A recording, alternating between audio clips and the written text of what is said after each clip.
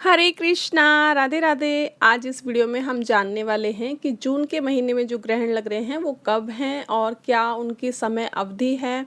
तो हम पूरी डिटेल इस वीडियो में आज जानेंगे ग्रहण के लिए। तो वीडियो को पूरा देखिएगा, तभी आप समझ पाएंगे कि हमें क्या करना है, क्या सावधानियां बरतनी हैं। तो तभी आप समझ पाएंगे। और उससे पहले यदि आप मेरे चैनल पर नए हैं या अभी तक आपने मेरे चैनल को सब्सक्राइब नहीं किया है तो प्लीज़ मेरे चैनल को ज़रूर सब्सक्राइब कीजिएगा। बेल आइकन को भी प्रेस कीजिएगा जिससे कि नई नई नोटिफिकेशन आपको मिलती रहे। तो चलिए अब हम वीडियो शुरू करते हैं। तो जून के महीने में दो ग्रहण लग रहे हैं। एक ग्रहण लग रहा है 5 जून को और दूसरा ग्रहण लग रहा है 21 जून को। 5 जून को जो ग्रहण लग रहा है उसकी जो समय अवधि रहेगी, यानी कि कितने टाइम का वो ग्रहण रहेगा, कितना उसका टाइम पीरियड रहेगा, तो उसका जो 3 घंटे 18 मिनट का उसकी समय अवधि रहेगी। और जो वो शुरू होगा वो रात्रि में 11:15 से शुरू होगा और मध्य रात्रि 2:34 पर समाप्त होगा। तो ये हमारा चंद्र ग्रहण रहेगा। तो चंद्र ग्रहण तो हमारा रात्रि में लग रहा है, तो वो समय सभी का सोने का होगा, तो इतना उसका फर्क नहीं पड़ेगा। लेकिन जो हमारा सूर्य ग्रहण लग रहा है वो सुबह 9:15 से लग रहा है और दोपहर 3:04 तक उसकी अवधि रहेगी, यानी कि 3:04 पर वो समाप्त होगा। भारत में कई जगह वो दिखाई देगा। और चंद्र ग्रहण का जो सूतक काल है वो 9 घंटे पहले से शुरू हो जाएगा, यानी कि जो उसकी समय अवधि है शुरू होने की 11:15 पर है, उससे 9 घंटे पहले से आप सूतक काल उसका लग जाएगा।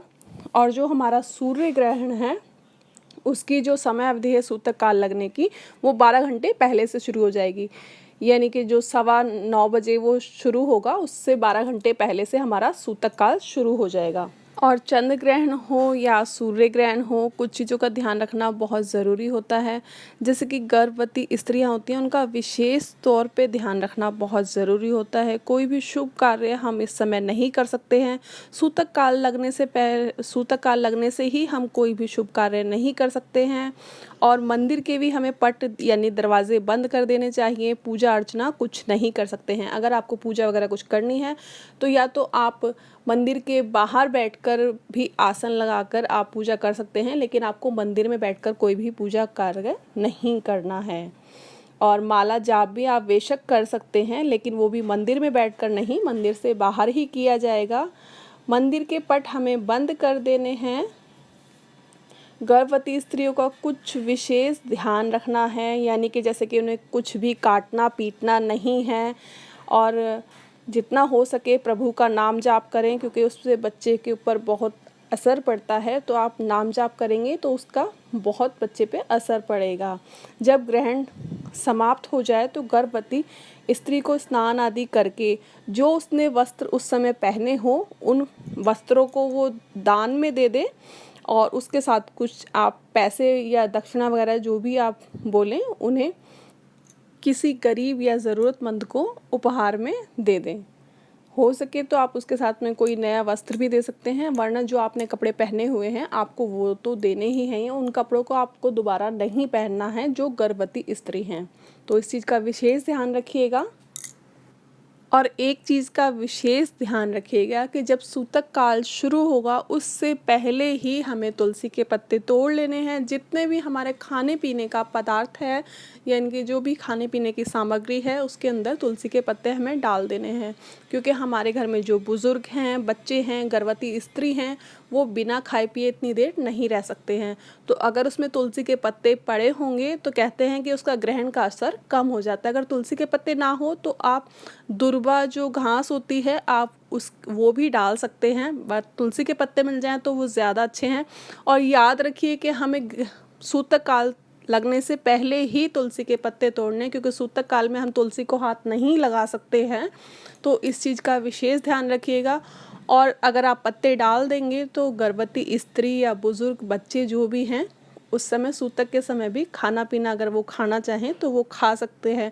या जो भी पेशेंट हैं जिनकी दवाई चल रही है तो वो भी खा पी सकते हैं। बाकी अदर जितने भी सदस्य हैं अगर वो अवॉइड करें उस समय खाना तो वो ज़्यादा बेहतर रहेगा।